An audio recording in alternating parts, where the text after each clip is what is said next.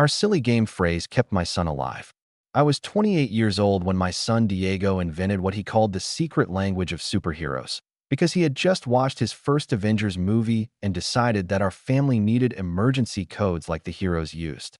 He was 6 years old with an imagination that ran wild and an obsession with anything involving secret missions or hidden messages. I found it adorable when he spent an entire Saturday afternoon creating elaborate hand signals and code phrases that he insisted we all memorize for family emergencies. My wife Camila rolled her eyes, but participated because Diego was so excited about his creation that he could barely contain himself. The system Diego created was surprisingly sophisticated for a first grader. Buying ice cream meant danger or something is wrong.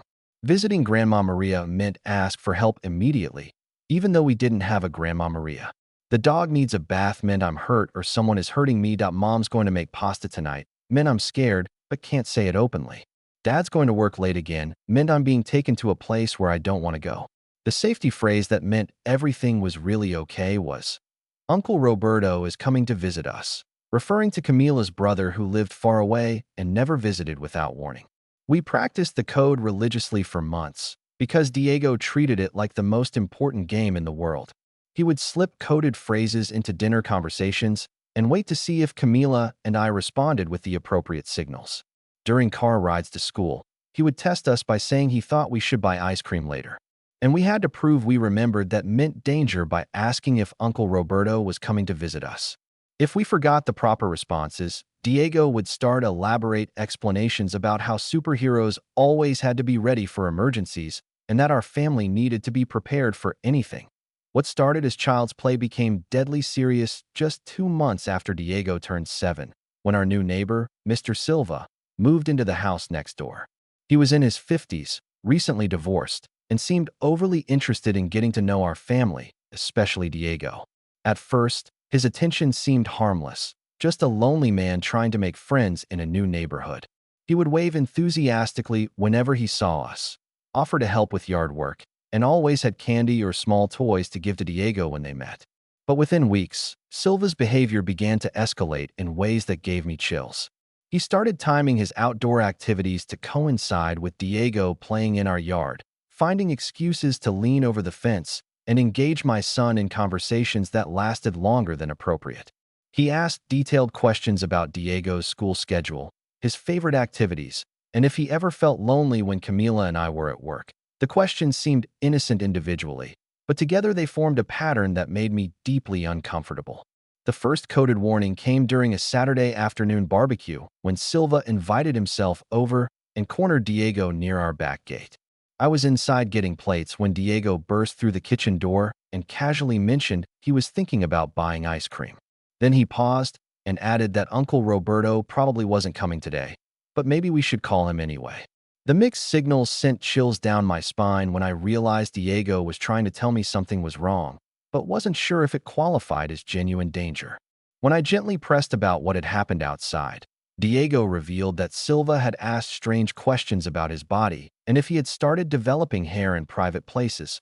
The neighbor had also suggested that Diego might want to come to his house sometime to see his vintage comic book collection, but only when his parents weren't around, because adults wouldn't understand how special these specific comics were.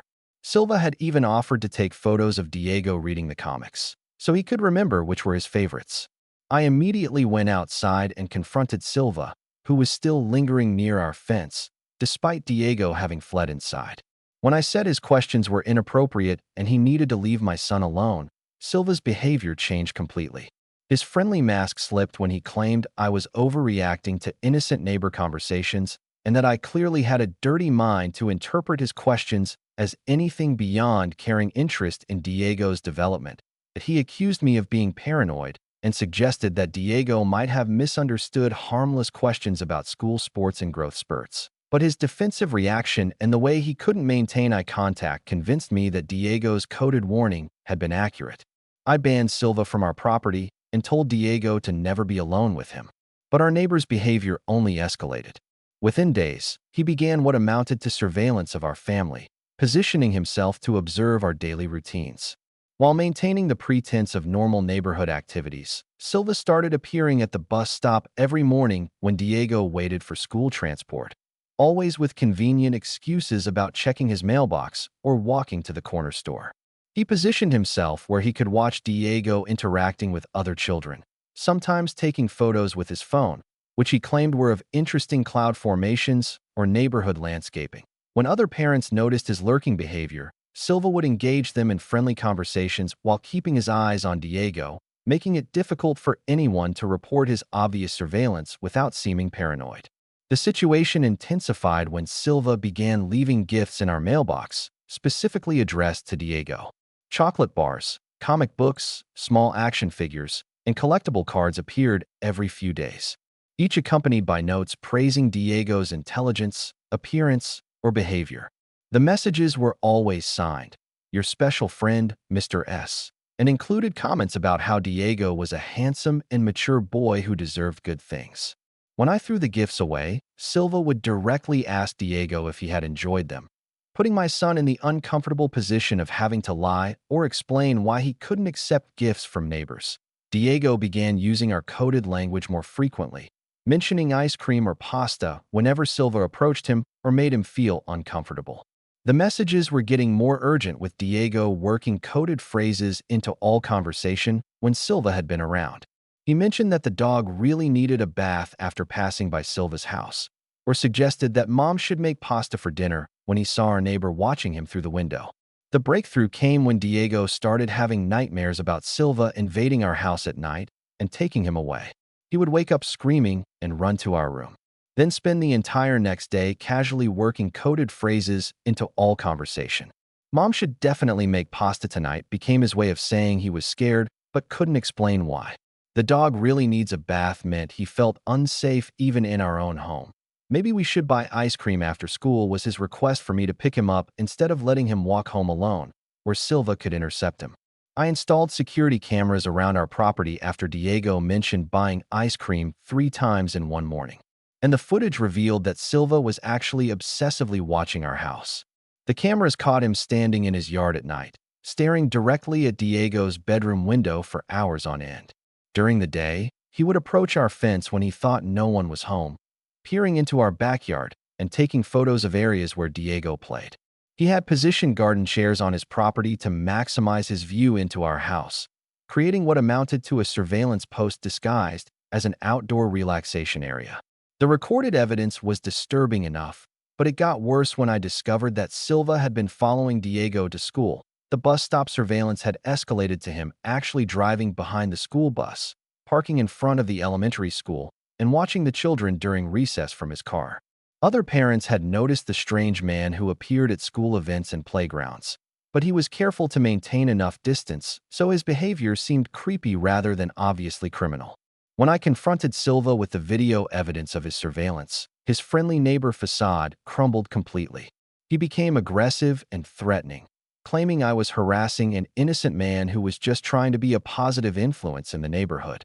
He ranted furiously about how modern parents were ungrateful for genuine community support and how everyone had become suspicious about natural friendships between adults and children.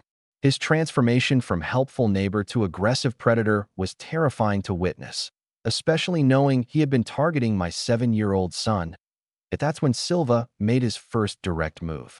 He began approaching Diego at school, claiming to be a family friend authorized to pick him up for dentist appointments or family emergencies that required immediate attention. Diego used our coded system to alert his teacher, mentioning that his dad was going to work late again and asking if she thought Uncle Roberto could come visit. Fortunately, Mrs. Rodriguez had been informed about our family's security concerns after I spoke with the school administration about Silva's behavior. Mrs. Rodriguez immediately called me while keeping Diego in her classroom, reporting that Silva was in the main office demanding to take my son home because of an alleged family emergency. He told the school secretary that Camila had been in a car accident and was being rushed to the hospital, and that I was stuck in an important business meeting and had called him to pick up Diego as a favor. The story was elaborate and convincing, complete with fake tears and urgent calls to imaginary hospitals. When I arrived at the school within 10 minutes, Silva was still in the office arguing with administrators about his right to help neighboring families during crisis situations. He insisted that Diego's parents had given permission for him to provide emergency transportation and that the school was putting a child in danger by refusing to release him to a trusted family friend. He even produced fake text messages, supposedly from me, asking him to pick up Diego due to the family emergency. The school's security cameras revealed that Silva had been surveilling the campus for weeks, learning the daily schedules and procedures well enough to time his kidnapping attempt perfectly. He knew which doors were normally unlocked when classes ended and how to navigate the building without attracting attention from staff who might recognize him as an unauthorized visitor. His plan had been sophisticated and patient, waiting for the perfect opportunity to take Diego under the pretense of helping with a family emergency. Police arrested Silva immediately on charges of attempted kidnapping, but the search of his house revealed the true extent of his obsession with Diego. They found hundreds of photographs of my son taken over several months, detailed notes about our family's daily routines, maps of Diego's walking routes to and from school, and disturbing diaries documenting Silva's fantasies about developing a special relationship with him. The walls of his bedroom were covered with photos of Diego playing in our yard, waiting for the bus, and participating in school activities. Even more disturbing was the discovery of a detailed plan to kidnap Diego, including contingencies for different scenarios and locations where he could be taken without being detected. Silva had researched isolated cabins in nearby state forests, studied child psychology books about gaining trust and compliance, and purchased restraints, sedatives, and other materials that suggested he intended to keep Diego captive for extended periods. The evidence indicated that the school pickup attempt was just one of several kidnapping strategies he had been developing. The investigation also uncovered that Silva was a registered sex offender named David Kruger, who had been living under a false identity since moving into our neighborhood. His true criminal history included convictions for child abuse in 2 different states, and he had used falsified documentation to rent houses in family neighborhoods where he could have access to potential victims. Our case became part of a larger federal investigation into his activities across a 5-state area. During the expanded investigation, federal agents discovered that Silva hadn't been working alone. He was part of an organized network of predators who shared information about potential victims and coordinated their activities to avoid detection by authorities. The network included more than 20 individuals in various states, all specializing in targeting children from specific demographic profiles that matched Diego's age, appearance, and family situation. FBI agents found extensive communication between Silva and other network members discussing Diego specifically, including photographs, personal information, and strategic discussions about the best approaches to gain access to him. The network had been monitoring our family for months, with different members taking shifts to observe our routines and identify vulnerabilities that could be exploited for kidnapping attempts. They had even researched mine and Camila's work schedules, Diego's after-school activities, and our extended family relationships. The revelation that Diego had been targeted by an organized criminal conspiracy rather than just a disturbed neighbor was absolutely terrifying. The coded language system that had started as child's play had literally saved his life by allowing him to communicate danger in situations where direct communication might have made him a more attractive target. The network members had looked for children who seemed isolated or unable to report suspicious behavior, and Diego's ability to signal for help had marked him as too risky for their operations. With Silva in custody, the remaining network members initially backed off, but federal investigators warned us that they might try to complete what Silva had started. The network had invested significant time and resources in targeting Diego, and they might see his successful escape as a challenge to their reputation and operational security. We were advised to maintain elevated security measures while the FBI worked to identify and arrest the remaining conspirators. Diego continued using our coded language frequently during this period, indicating he felt watched and unsafe even with Silva arrested. He mentioned buying ice cream when unknown cars lingered near our house, suggested the dog needed a bath when strangers asked him questions about his family, and worked pasta references into conversations when he noticed the same person in multiple locations over several days. His vigilance proved justified when surveillance revealed that other network members were actually continuing to monitor our family. The new threats were more sophisticated than Silva's amateur surveillance, involving people with professional training in counter-surveillance and kidnapping techniques. They used different vehicles, changed their appearance regularly, and coordinated their activities to avoid creating obvious patterns that might alert authorities. Diego's coded warnings were often the first indication that new operatives were in the area, allowing us to adjust our security measures and alert federal investigators about emerging threats. 3 months after Silva's arrest, the situation escalated dramatically when Diego failed to arrive home from school on time. He was walking with friends when a van stopped beside them and two men tried to grab him.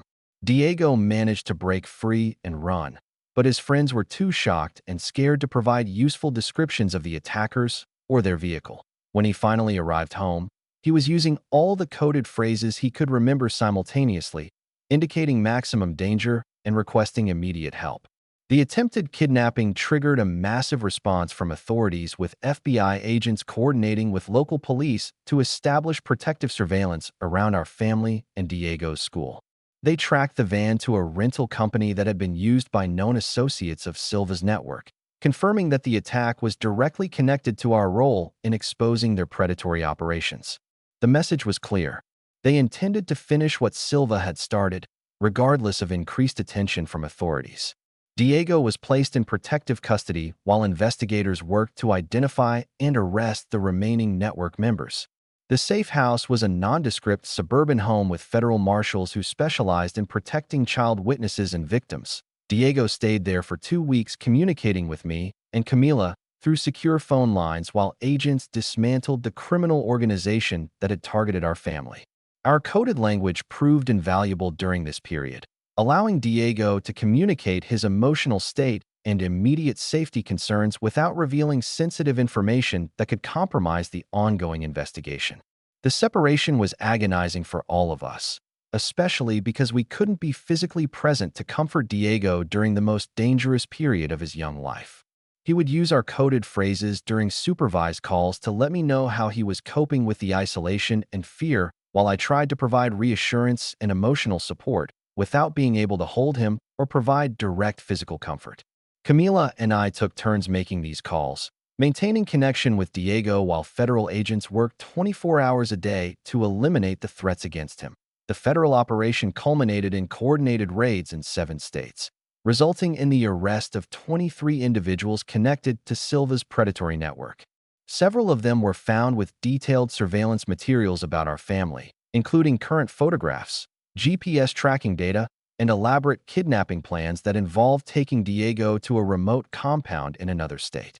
The investigation revealed they had been preparing for months to kidnap him, seeing his capture as essential to maintaining their organization's reputation and discouraging other potential witnesses from cooperating with authorities. During the raids, agents discovered that the network had been operating for over a decade, successfully kidnapping and trafficking dozens of children across the country. They had developed sophisticated methods to identify vulnerable targets, infiltrate communities, and execute kidnappings that left minimal evidence for authorities to follow. Diego had been selected as a target not only because of his age and appearance, but because his psychological profile suggested he would be obedient and unlikely to attempt escape once captured. The evidence seized during the raids included detailed dossiers on hundreds of children who had been identified as potential targets, with Diego's file being one of the most comprehensive. They documented his daily routines, personality traits, family relationships, and even psychological vulnerabilities that could be exploited during captivity. The level of planning and research was terrifying, revealing how close they had come to successfully executing their kidnapping plan before our coded language system disrupted their operations. With the network dismantled and its members in federal custody, Diego finally could return home. But months living under constant threat had changed him in ways that would require years of specialized therapy to address. He continued using our coded language compulsively, unable to shake the hypervigilance that had kept him alive during the crisis, but now interfered with his ability to relax and enjoy normal childhood activities. Every stranger, unusual sound, or unexpected event triggered coded warnings about potential dangers. The trauma manifested in several ways beyond the constant coded communication. Diego developed severe anxiety about being alone, even in our own house. With multiple security systems active, he couldn't sleep without checking locks and windows multiple times each night. He became suspicious of anyone who showed interest in him, including teachers, coaches, and other parents of children who tried to engage him in normal social interactions. The cheerful, extroverted 7-year-old had been replaced by a hyper-vigilant child who saw the world as fundamentally dangerous. Camila and I sought specialized therapy for children who had experienced prolonged threats and attempted kidnapping, working with professionals who understood how constant danger could affect developing brains and social development. Diego needed to learn techniques to manage hypervigilance and anxiety while gradually rebuilding his ability to trust that he was genuinely safe in normal environments. The coded language remained an important part of our family's communication, but needed to evolve to address emotional healing rather than just physical safety concerns. The therapeutic process revealed that Diego had internalized an enormous amount of stress and responsibility during the months when he had been targeted by a sophisticated criminal network. He felt responsible for protecting not only himself, but our entire family, using coded communication to alert us about threats while trying to maintain some semblance of normal childhood activities and relationships. The burden of constant vigilance had been exhausting and isolating, leaving him with trauma symptoms that would require ongoing treatment and support for years.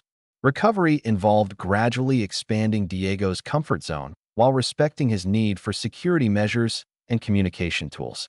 Our coded language system remained active, but evolved to include phrases for emotional states, therapy progress, and social situations that felt overwhelming. Checking the weather became Diego's way of saying he was having flashbacks or intrusive memories. Feeding the birds meant he felt overwhelmed by crowds or noise.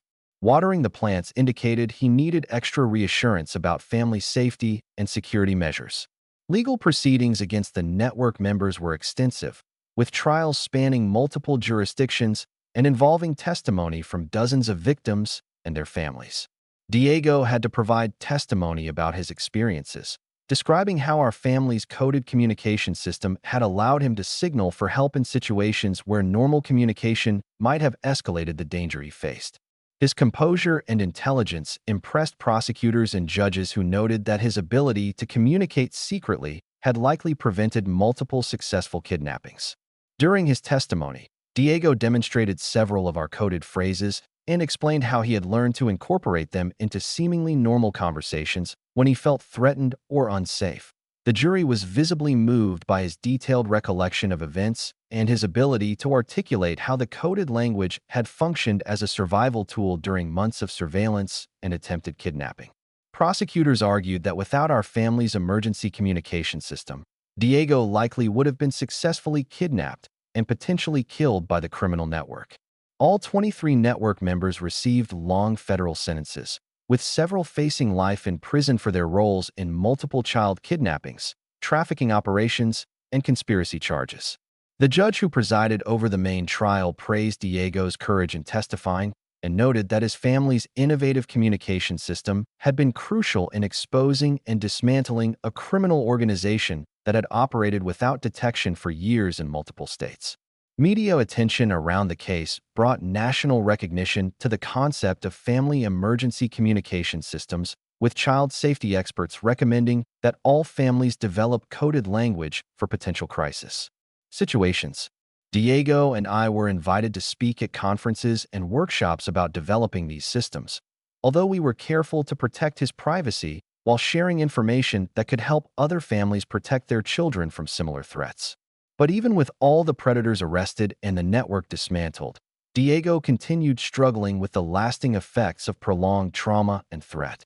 He had been living in a state of constant alert for so long that normal childhood experiences seemed dangerous and unpredictable. Simple activities like playing in the backyard, walking to a friend's house, or participating in school events required extensive planning and security measures that other families took for granted. The coded language that had saved Diego's life became both a tool for healing and a reminder of the trauma he had experienced. We worked with therapists to gradually modify the system, reducing the frequency of danger-related phrases while expanding signals for emotional support and comfort. Uncle Roberto is coming to visit us, evolved from meaning everything is safe to I love you and you're protected. New phrases emerged organically as Diego processed his experiences and developed healthier coping mechanisms. Years of therapy helped Diego develop strategies to manage anxiety and hypervigilance while maintaining appropriate awareness of genuine safety concerns. He learned to differentiate between trauma responses and real threats, gradually rebuilding his ability to engage with the world without constant fear of kidnapping or harm. The process was slow and sometimes frustrating, but Diego's resilience and intelligence helped him recover more completely than many trauma survivors his age. The experience also strengthened our family relationships in unexpected ways. Camila and I learned to communicate more effectively about difficult topics. We developed better strategies to support Diego through ongoing challenges and gained appreciation for everyday safety and protection that most families never think about. The coded language that began as child's play had evolved into a sophisticated system for maintaining connection and providing support during the most difficult period of our lives. Today, Diego is a teenager who still occasionally uses elements of our original coded language. Although now it's more frequently for emotional support than emergency communication. He'll mention buying ice cream when he's having a bad day and needs extra attention, or suggest that Uncle Roberto could come visit us when he wants reassurance about family stability and love. The system that once saved his life has become a way for him to maintain connection with his childhood while navigating the normal challenges of adolescent development. The criminal network that targeted Diego was completely dismantled, with no known active members remaining at large. Silva died in federal prison 2 years after his conviction, attacked by other inmates who learned about his crimes against children. The investigation and prosecution became a landmark case in federal authorities' approach to organized predatory networks, leading to new strategies for identifying and disrupting these operations before children could be harmed. Our silly game phrase kept my son alive during the most dangerous months of his childhood, allowing him to communicate threats and ask for help in situations where normal communication might have made him a more attractive target for sophisticated predators. The coded language that began as superhero fantasy became a real-world survival tool that protected Diego from kidnapping, trafficking, and potentially murder at the hands of a criminal organization that had successfully victimized dozens of other children to see what happened when Silva made his move.